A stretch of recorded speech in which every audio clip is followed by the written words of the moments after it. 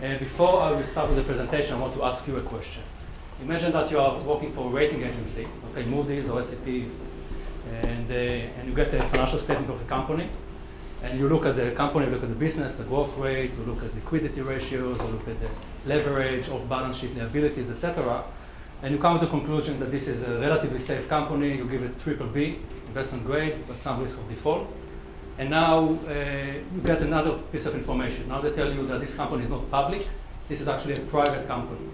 So how many of you will change the BBB to something else just because this is a private company? Don't be shy. So few of you, very few, will change the rating because this is a private and not public company on the same fundamentals. How many of you will not change the ratings? Okay, so more of you will not change the ratings. For those of you that will change the ratings, how many of you will say, okay, this is a private company, not public, therefore it's more risky than a public company? Okay, I will not ask another question. So this is what I'm doing in this paper. I'm looking at companies that I want to see if just the ownership structure, private versus public, affecting the cost of debt. In this regard, the rating agency. If the rating agency see identical company from fundamentals and information environment, do they treat them differently from risk perspective only because one of them is private and one of them is public? And actually, it's not so clear. So just to refresh your memory, if you look at the cost of equity, so the cost of equity, there is something that's called the private equity discount. If you take two identical companies, one of them is private and one of them is public, the private company will be more expensive in a sense. There's a discount on the private company because the stock is illiquid. So if you buy this company, you cannot buy and sell the stock easily. You get a discount, and this discount is about 30 to 40% in most research. And they conducted it by looking at companies that have restricted stocks. And then they come with this value. For public debt, or for cost of debt, there's very little research relating cost of debt to the ownership structure, if you're a private company or public company. And actually, also if you think about it ex ante, it's not so clear what you will find. Because on one hand, if you are owned by a private company, so you have limited ability to raise equity capital. So this means that if you are in trouble, you need some money right now, and you have some troubles, if you're a public company, you can always still issue stock. So it might be the case that your stock was traded at $50 a month ago, and now it's traded at $10. So you sell equity for cheap, but you can still issue stock. A private company is stuck. Unless the owner gives more money to the company, they cannot issue stock for more. Another element that makes private company more expensive in this sense is that they typically operate in opaque financial environments. They don't, as the disclosure is lower, we heard a lot about disclosure before, and therefore it's increased the risk of the company. And another element is that private companies have very concentrated ownership. The managers are also the owners of the companies, and then there's a risk that the owners, managers, will steal money from the debt holders. And therefore it will increase the cost of debt for the private company. The reason that I'm saying it's not so clear what is happening here is that cost of debt can be cheaper actually for private companies. One element is that we know that private companies manipulate earnings less than public companies. They have no incentive to fool Wall Street because they're not trading on Wall Street. So the financial statements are higher quality. And the other element for private companies, for example, is that they're subject to less litigation risk. The reason for that is that litigation risk typically arises when public company, the stock price going down by 30%, they're getting sued. Private companies do not have a stock price, so they're not getting sued. And also ownership concentration that I talked before can go the other way around as well. When you have concentrated ownership, it typically leads to less risk-taking by the management team, and it also can lead to less agency problems between managers and shareholders. So it's not so clear in which direction it will go. Now I'll ask you another question. You're analyzing the company. I gave you financial statement for a company. You're the rating agency. You come with a BBB. You know that it's a private company already. And now I'm adding one more piece of information. I'm telling you this private company is not owned by the management team, by the founders or the family members. This private company is owned by KKR, okay, or Blackstone, or Carlyle, by a private equity sponsor. How many of you will change the rating of the company only because the owner is KKR as opposed to the management team? And will you increase it or decrease it? Increase it, more risky? So this is another question that we ask in this paper. we say if you're a private company, some of them owned by KKR, portfolio company, or other private equity sponsors, and some of them owned by management. Now, it can go either direction, because on one hand, private equity by definition have many portfolio companies, and they might take more risk with the portfolio companies that are more diversified, and therefore the cost of debt might go up.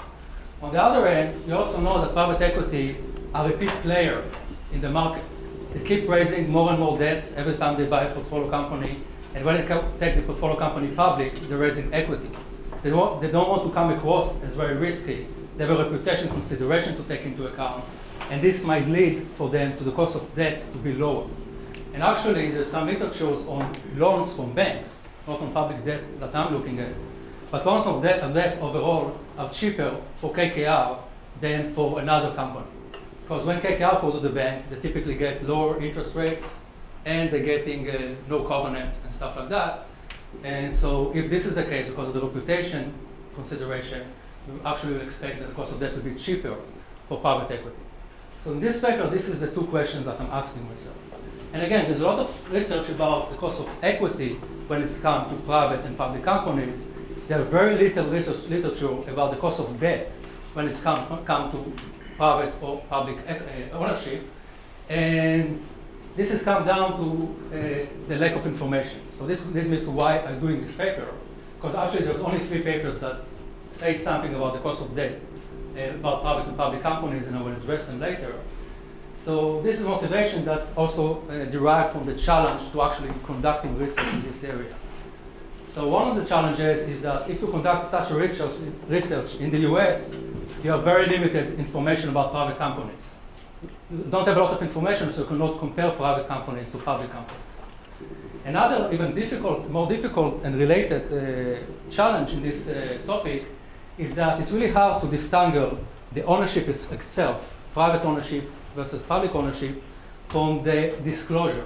Because typically private companies have less disclosure, less information about them, so you don't know what you capture. You don't know if you capture ownership or you capture lack of disclosures that lead to higher cost of debt. And indeed, if you're looking at the most prior literature, that is only 3 other papers, they're typically focusing on syndicated loans, where in the loans they tell you if it's a private company that took the loan or public company that took the loans. A lot of them are conducted in Europe, where in Europe you have some more information about private companies, like in places like United Kingdom. Private companies tell a financial disclosure. It's not identical to the public companies, but you have more information. And a lot of them are around issuance, either about issuance of public equity, IPOs, or public debt. But it's, again, when new information is different. So the way I address it in this research and other research that I conduct, I look at the US. I focus on the US. In the US, you have two kind of main companies. You have I call it pure private companies, but this is private companies that have private equity. They don't have a stock price that is traded on the exchange, and they typically have private debt. And we have the public companies that have public equity. They have a stock price that is traded on the exchange. And I look at those that have public debt because I want to assess the effect of public debt. And there are several differences between them. One of them is the ownership, but only public companies in the US are subject to mandatory financial disclosure. Only these companies give you annual report, 10Ks, 10Qs, 8K, give you a lot of information. The private companies, with the exception of private bank and private insurance companies, you don't know much about them.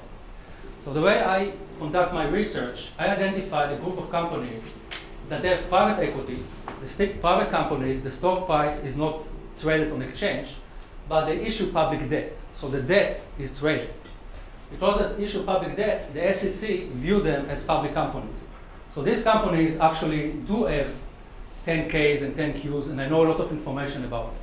It's subject to the same auditing requirement, it's subject to the same disclosure requirement. However, when I compare them to the public companies, both of them have public debt. Both of them have the same auditing requirement. Both of them have the same financials requirement, or disclosure requirement, have the 10Ks and 10Qs in place. But one of them has a stock price that is privately held. The other one is publicly held. And then you can tease out the differences. In this case, I'm teasing out the cost of public debt for companies that the debt is very similar, the fundamentals are similar, the information environment is similar, Now it's coming down mainly to the ownership structure. Now, another problem from Econometric's point of view is that companies choose to be private and companies choose to be public. You have a self-selection problem that from Econometric's point of view, it might bias your coefficients. So there are several ways to address it, which we do in the paper.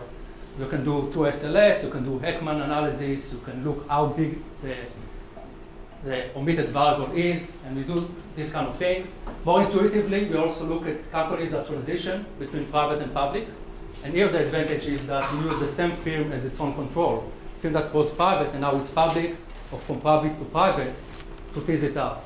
So we have a way to address it. It's still a challenge, but it's giving me a nice setting to test this out, to say how different is the public debt between these two companies when all the fundamentals of the company constant, the information environment constant, and bond characteristics constant.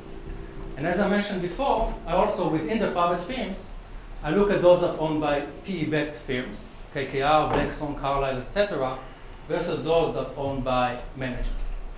Now, a little more information about this setting. These companies, they don't have a lot of them. At least from 87 and 2010, I have about 422 companies. It's not a lot, but it's enough to conduct analysis. And they are pretty famous companies. You probably heard about most of them. Levi Strauss is a family-owned company by the Haas family. Sealy Mattresses was owned by many different private equity along the time, like Bain Capital, Blackstone, etc. Aramark, mainly owned by the employees, and they went public and private several times in the last few years. So this is a company in my sample. And if I revisit now the hypothesis, so the main reason why I expect private companies to be more expensive than public companies when it comes to cost of debt is the limited access to the capital markets. Again, like if you think about the company that it's public and now need a lot of money, they can always issue equity, even if it's cheap, and get more money. If you're a private company and your owner doesn't want to put more money into company, it's a problem for you to raise more money now, and you might go down, and you might go to default. I also went to the Standard & Poor's corporate rating criteria, and they're talking about that. They don't talk about private and public, but they do say that if a company, the stock price is really low, it's a problem from rating perspective, because if the stock price is low, this company might not be able to go to the market and raise money, or not raise enough money, and therefore they have a liquidity problem. Private firms is actually much more extreme than that. And also talk about banks that have the same problem if they cannot issue stock. The other element why I think that private firms will have higher cost of debt than public firms is that they have concentration of ownership and control, which means that the shareholders, the managers, might steal money from the debt holders. And this is another thing that if I look at the Standard & Poor's rating criteria, they're talking about that if you look at public companies, and there's controlling ownership negatively influences corporate decision making to promote the interests of the controlling owners above those of other stakeholders. So SAP also think like that when they're talking about public companies, and in private companies it's much more extreme. And you can also talk about, again, as I mentioned before, that private firms operate in more opaque information environment. They are not covered by, they have less coverage. They don't have equity analysts that cover the company and other elements like that. And there are only 3 papers that are addressing it. 2 papers addressing it around IPOs of either equity or bonds. But the limitation of them, then you cannot disentangle if the cost of debt is higher for private companies versus public companies, because a private company there's not enough information about it. And when it's public, you have the prospectus and a lot of information. So it's how to disentangle the ownership from the information environment. And there's one paper that conducted in the United Kingdom that looked at loans of pure private companies and public companies, and find that the loans for private companies are cheaper. The loans for public companies are cheaper than the loans for private companies, but they associated it again with the information environment. And what this United Kingdom paper does, it's also compare firms with private equity and public debt, like my firms, to firms that are pure public, and they find that there are no differences in the cost of loans in the bank. So according to this paper, in my setting, I probably will find no differences between private and public companies if it's only information story like they find.